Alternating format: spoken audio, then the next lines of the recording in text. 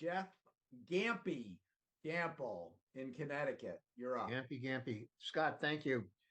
Where is he on my screen? Oh, there. Paul. Hey, Paul. Hi, I'm right here. Hey. Okay. Paul, this is great. I'm making an executive decision here. We're going to extend this for 4 hours today. So, just stay on, my brother. Just stay on. So, in preparation for today, I was listening to one of your podcasts, and the Roosevelt quote was there. It's my wife's favorite quote. People don't know how much you care until they know care how much you know until they know how much you care. So that really hit me. And then at the end of that podcast, you said, "Stop what you're doing and reach out to somebody right now." And go to your contact list, and I did that.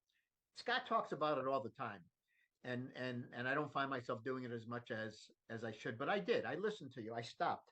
I went to my contact list and I said, "Oh, geez, I haven't talked to this guy in a long time, and I consider him a dear friend, but we've lost contact." So I wrote him a note. I should have called. He called me 2 minutes later. He said, "Why'd you write me today? I was thinking about you. I love you and your family." And he said, "I've got to tell you something." And he told me something that affected my life and my family without going into what it is. But it was the most amazing connection. And I don't know if he would have contacted me that day. It was on his mind. But because that happened and I listened to you, and I'm going to repeat, Scott is always encouraging us to reach out and contact and everything else. But you hit me that moment. I stopped in my tracks and I did it. And I thank you very much for that.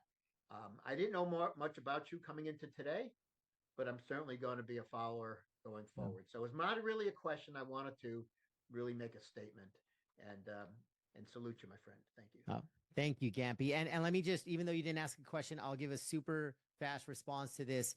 And maybe this is a little bit of the parenting metaphor too, but the fact that you said Scott had been saying it, and then you hit me that I think every single time that we say something, don't think it's falling on deaf ears. Like in the parenting case, sometimes it takes decades. My mom always jokes. She's like, "Dude, if I would have known you were going to turn out this way, I wouldn't have been such a hawk."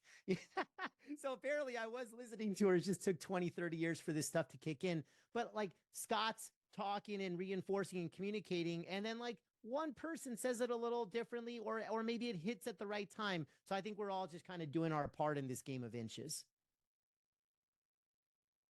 Love it. Love that you did that.